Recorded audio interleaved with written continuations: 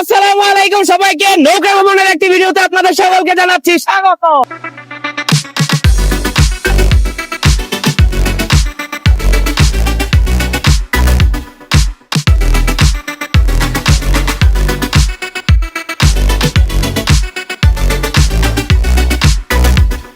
আসসালামু আলাইকুম সবাইকে। প্রথমে মিউজিকটা ইউজ করার জন্য সরি বলে নিচ্ছি। মিউজিকটা অবশ্য আমি ইউজ করতে চাই না, আমার এডিটর ভুলক্রমে লাগাই দিছে।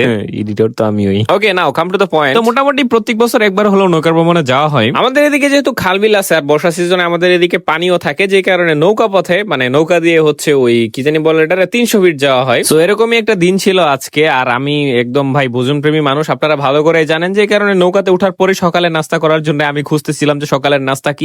একদম হট ফেভারিট আমার খিচুড়ি। খিচুড়িটা বেশ মজা ছিল, আর আমি যেহেতু কর্তৃপক্ষের লোক ছিলাম যেই কারণে সকাল সকাল মাত্র 3 প্লেট খিচুড়ি খাইছিলাম, বেশি না।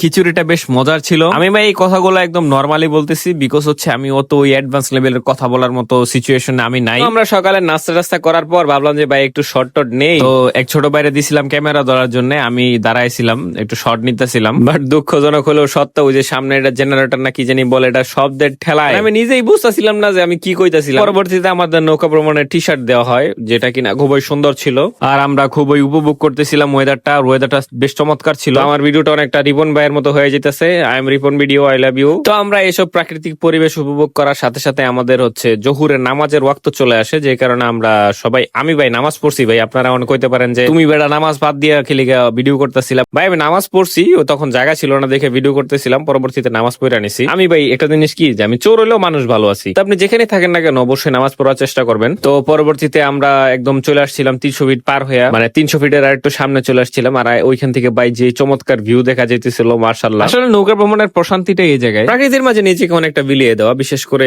যে পানির স্রোতের যে একটা শব্দ, এর উপরে যদি মেঘলাচ্ছন্ন আকাশ থাকে তাহলে তো একদম কথাই নেই কোনো, এক অন্যরকম অনুভূতি। আমাদের সাথে যারা ডেলিগেট ছিল তাদেরকে একটু এক্সারসাইজ করাইতেছিল। এটা এক্সারসাইজ না, মানে এটা গেম ছিল একটা। ওরা ম্যাক্সিমামই ছিল আমাদের ছোট ভাই ব্রাদার, এন্ড ওইখানে ওরা ফুটবল টুটবল খেলতেছিল, আর পাশ থেকে আমি দাঁড়ায় দাঁড়ায় দেখতেছিলাম, বড় ভাই হিসাবে দর্শকের ভূমিকা পালন করতেছিলাম। আর এরপর পরই ভিউটা চলে আসে রে ভাই, যেই ভিউর অপেক্ষায় আমি ছিলাম। মেঘলাচ্ছন্ন আকাশ, পানির ছোট ছোট ঢেউ, এই ওয়েদারে যদি বিরিয়ানি এনে দিত কেউ। আমি আসলে ভোজন প্রেমী মানুষ, তো যে কারণে এরকম ওয়েদার পাইলেই আমার খালি ক্ষুধা লাগে। তো এই ওয়েদারের মধ্যে আমাদের দুপুরের খাবার হিসেবেও ছিল কিন্তু বিরিয়ানি। বিরিয়ানি বা তেহারি আমরা যেটাই বলি। তো আমি একটু হেল্প করতেছিলাম সবাইকে, আর সবাইকে খাওয়ান টাওয়ানোর পরে আমি হচ্ছে প্লেট নিয়ে বসে যাই। আর আমি যেহেতু কর্তৃপক্ষের লোক ছিলাম, যে কারণে আমার রাইসের থেকে মাংসের পরিমাণটা বেশি ছিল। যাই হোক, বিরিয়ানিটাও খুব মজা ছিল। তারপর হচ্ছে আমরা আবার চলে আসি 300 ফিটে। 300 ফিটে আইসা দেখি ভাই কি একটা অবস্থা, এগুলা হুদাই করতেছে, কোনো মানুষ নাই। তো এইসব আজগুবি কারবার দেখে আমরা চলে আসলাম হচ্ছে 300 ফিটের রাস্তায়। আর ভাই এনে যে একটা অবস্থা, মানে এনে মানুষের ফটোগ্রাফার বেশি থাকে। কেন আপনার যাইতে দেরি হবো, মাগার ফটোগ্রাফার আইয়া জিগাইতে দেরি হবো না যে ভাই ছবি তুলবেন নাকি। তো যাই হোক, 300 ফিটের রাস্তাগুলো কিন্তু খুবই জোস, আর বিকেলের ভিউটাও বেশ চমৎকার ছিল। আমার কাছে নৌকা ভ্রমণটা বিকেলের দিকে এনজয়েবল মনে হয়, ওই টাইমটাতে একটু শান্তি শান্তি লাগে। ওইখান থেকে ঘুরে টুরে আমরা আবার নৌকাতে চলে আসি,